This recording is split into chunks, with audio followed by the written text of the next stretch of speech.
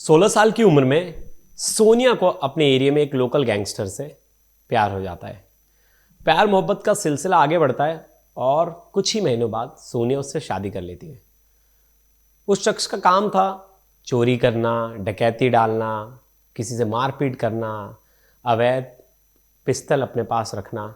और ये सब चीज़ सोनिया को बड़ा अच्छा लगता था शुरुआत में, क्योंकि हमने देखा कि कॉलेज टाइम में भी बच्चों को ये सब चीज़ें ज़्यादा अट्रैक्ट करती हैं कि अरे यार इसकी कितनी चलती है कॉलेज में, अरे ये तो गैंगस्टर है।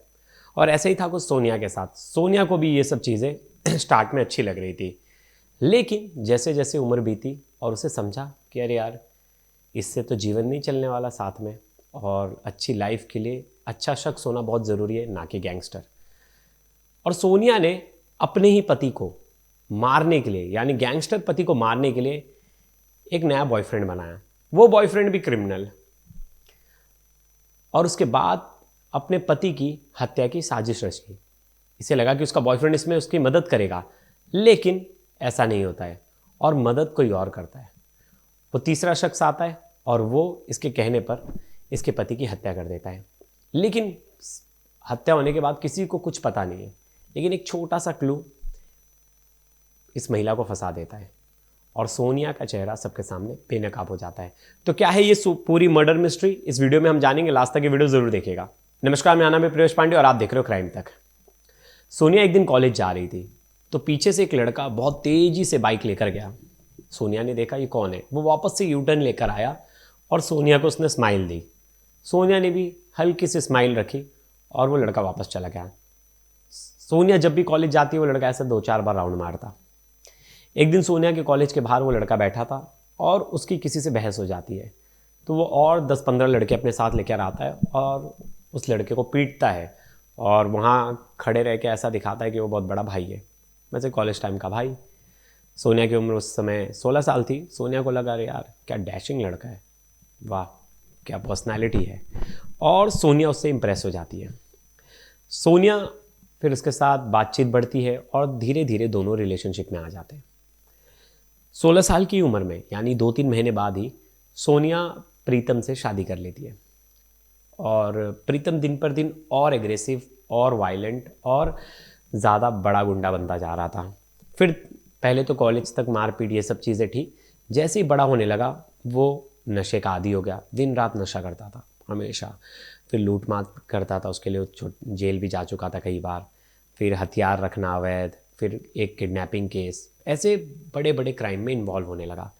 जहाँ सोनिया ने स्टार्टिंग में इसके डैशिंग पर्सनालिटी की वजह से इसे पसंद किया था, अब सोनिया धीरे धीरे उससे नफरत करने लगी थी। आए दिन लड़ाई होती थी, घर चलाने के लिए पैसे की भी ज़रूरत थी, अच्छी लाइफस्टाइल की भी ज़रूरत थी, लेकिन सोनिया इन सब चीज़ों से दूर थी क्योंकि उसने एक क्रिमिनल से शादी की थी और वो क्रिमिनल कुछ कर नहीं रहा था, और क्राइम भी जो कर रहा था उसमें आधे समय जेल रह रहा था। जो पैसे कमाता था वो पैसे उसके केस में लग जाते थे, केस में उसके बेल वगैरह और बाकी चीज़ों के लिए। तो सोनिया इन सब चीज़ों से परेशान हो चुकी थी और सोनिया को लगा कि ये सुधरने वाला नहीं है। सोनिया ने बहुत ट्राई कर लिया उसे सुधारने के लिए। अब देखिए, जो एक लड़की उसके जीवन में आई थी, और बहुत सारे ऐसे लड़कियां होती हैं जिनको ऐसा टॉक्सिक बॉयफ्रेंड चाहिए होता है। वो सोचती है मैं इसे सुधारूंगी, इसकी ज़िंदगी में आके मैं इससे अच्छा इंसान बनाऊंगी। शुरुआत में सोनिया ने उसका सिगरेट तो छुड़ा दिया था, उससे लगा उसने बहुत बड़ी महारत हासिल कर ली है। लेकिन जैसे जैसे आगे दिन बीतता गया, ये प्रीतम जो है और ज़्यादा वायलेंट होता गया और सुधरने की जगह और ज़्यादा बिगड़ता गया। अब सोनिया ने हार मान ली, बोली इसको तो सुधार नहीं सकते। इसी बीच सोनिया आने जाने के लिए ट्रैवल करती थी, तो उसकी दोस्ती एक कैब ड्राइवर से होती है। 2023 में सोशल मीडिया पे चैट करती थी, तो सोशल मीडिया पे बातचीत करते करते उसकी दोस्ती हो जाती है उस कैब ड्राइवर से। अब वो कैब ड्राइवर भी रेगुलर बात करने लगता है और सोनिया कहीं ना कहीं अपने पति से डिटैच थी, थोड़ा सा उससे मिलना जुलना, बातचीत कम थी, दोनों में लड़ाइयाँ ज़्यादा होती थी। तो ऐसे में ये जो कैब ड्राइवर है रोहित, ये उससे ज़्यादा केयर करता था, ज़्यादा दोस्ती यारी निभा रहा था, दोनों घूमने वगैरह भी जाते थे और धीरे धीरे दोनों में प्यार शुरू हो गया। एक तरह से कह लीजिए कि सोनिया रोहित के साथ अवैध रिलेशनशिप में आ गई। अब रोहित भी कोई दूध का धुला नहीं था, रोहित भी क्रिमिनल था, लेकिन वो क्रिमिनल था, अब वो कैब चलाने लगा था, मतलब वो उस दुनिया से बाहर आ चुका था और वो सुधरने की कोशिश कर रहा था। ये बात सोनिया को कहीं ना कहीं अच्छी लगी कि ये तो पहले क्रिमिनल था और अब ये बढ़िया अच्छा आदमी बन रहा है, ये सुधर रहा है। तो रोहित और इन दोनों की जमने लगी और दोनों के बीच प्यार हो गया और दोनों साथ रहने लगे। फिर एक टाइम बाद सोनिया फैसला करती है कि मैं इसके साथ शादी करूँगी। वो प्रीतम के पास जाती है, प्रीतम को कहती है कि मुझे डिवोर्स चाहिए, मुझे किसी और से शादी करनी है, मैं किसी और से प्यार करती हूँ। प्रीतम नहीं मानता, प्रीतम बोलता है तुम दोनों को मार दूंगा। इससे सोनिया डर जाती है। फिर सोनिया और प्रीतम के बीच 2 जुलाई को बहुत ज़्यादा झगड़ा होता है, जिसके बाद सोनिया गुस्से में अपने घर चले जाती है, जो कि हरियाणा के सोनीपत में है। अभी वो लोग दिल्ली में रह रहे थे सोनिया। अब रास्ते में उसने रोहित को सब कुछ बताया। रोहित उसे ड्रॉप करने जा रहा था और उससे कहा कि प्रीतम को मार दो, सोनिया ने सीधा। तो रोहित ने कहा मैं तो नहीं मार पाऊंगा, लेकिन हम किसी को सुपारी दे सकते हैं और 6 लाख रुपए लगेंगे, लेकिन काम हो जाएगा। अब सोनिया ने उस टाइम पे प्लान ड्रॉप कर दिया, क्योंकि सोनिया के पास 6 लाख रुपए नहीं थे और इतने पैसे वो कहाँ से लाती। तो वो परेशान थी और उसने बोला नहीं, इतने पैसे तो नहीं हो पाएंगे, मुझे तो लगा तुम मार दोगे। सोनिया को लगा कि उसके कहने पर रोहित उसे मार देगा, लेकिन रोहित समझदार था, क्राइम की दुनिया से आ चुका था बाहर, तो वो खुद हत्या नहीं करना चाहता था।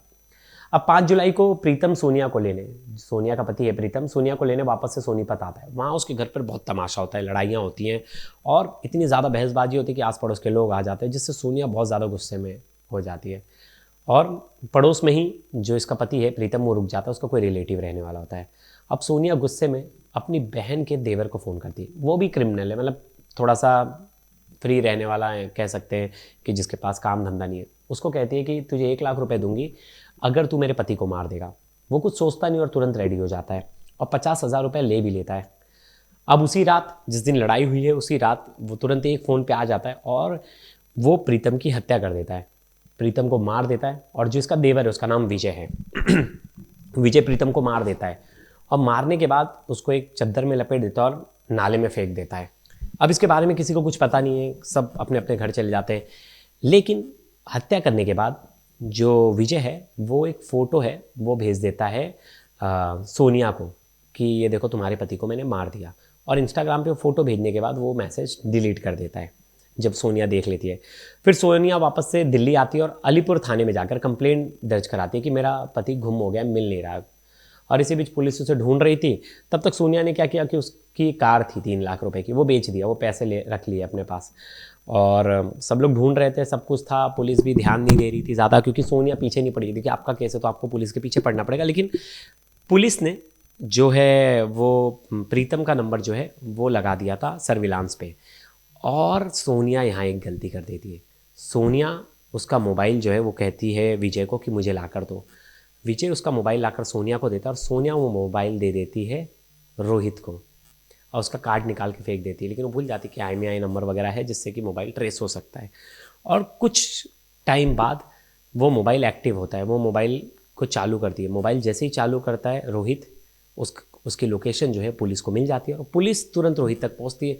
तो रोहित बोलता है कि मैंने तो हत्या नहीं की है, ना मेरा इससे कोई लेना देना है, हाँ लेकिन मेरी गर्लफ्रेंड थी सोनिया, लेकिन उसने हत्या अपने देवर से करवाई है।